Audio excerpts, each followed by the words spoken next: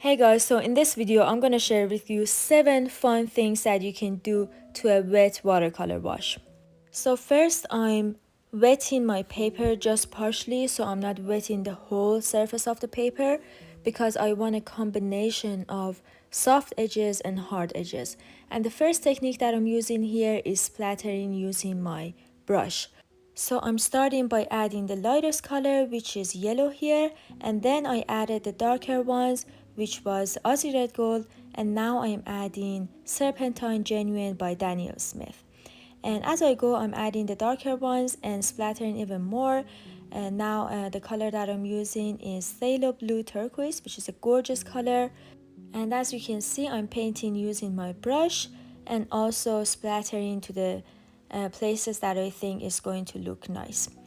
And also you want to make sure that you can keep your paper very wet the whole time, especially with the techniques that we're going to be using soon. We need our paper to be wet so we can get the desired effect using these techniques. So you can use enough water on your brush, and that way you apply enough water on your paper and it stays wet for longer. And you can also wet the back side of your paper so that it can help it not dry too fast.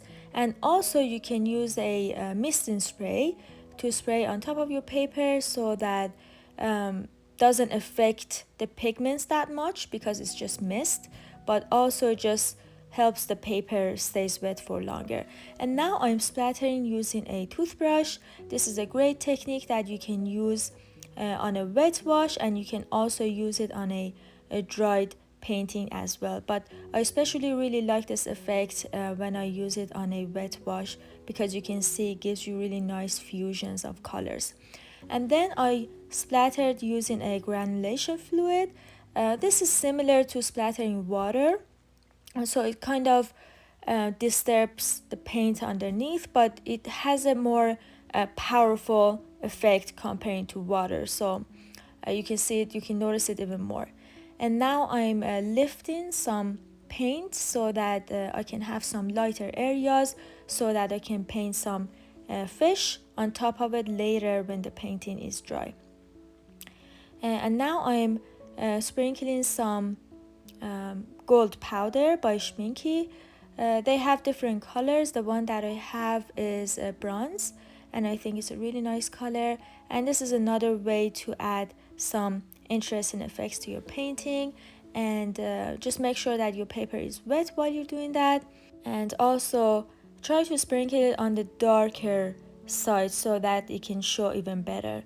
And after I was done with all these techniques, and after I applied some table salt, I put some plastic wraps on the paper, and I put some heavy paper on top of it so it just presses it down so it stays on it, and I let it air dry for hours. I really recommend you don't use a hair dryer when you're using these techniques because you basically want to give your paper time to really give you these amazing results. And especially with salt and plastic wrap, if you use a hair dryer, it's just not going to have time to get the maximum effect using these techniques. And after everything was completely dry, now I'm starting to paint the fish. And I applied some masking fluid on two of the fish so that I can have the combination of hard edges created by masking fluid and also soft edges created by those lifting of color using my brush that I did earlier. So I really like the combination of these two different edges, especially in watercolor, and I think it's a really good complementary to give you a more interesting effect. And I'm also using the same colors that I used for the background, so the yellow and Aussie Red Gold, but the only color that I added is red, which is quinacridone burnt scarlet, which is a great red because somehow it harmonizes with most of the colors that I have on my palette. But you can use any red or any different colors, orange or yellow that you have. You don't have to use the same exact colors.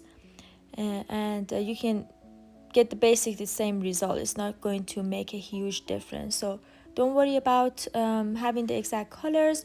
Just practice the techniques, and you can also practice painting this fish on a piece of paper first, so then when you go to actual painting, you know and you're confident that you can do it, so you don't ruin the whole beautiful background that we painted. And now I'm painting another layer on top of the fish just to emphasize it a little bit more, and I think the painting is finished. Well, I hope you enjoyed watching this tutorial. If you did, please like and subscribe to my channel, and I'll see you in the next one. Happy painting!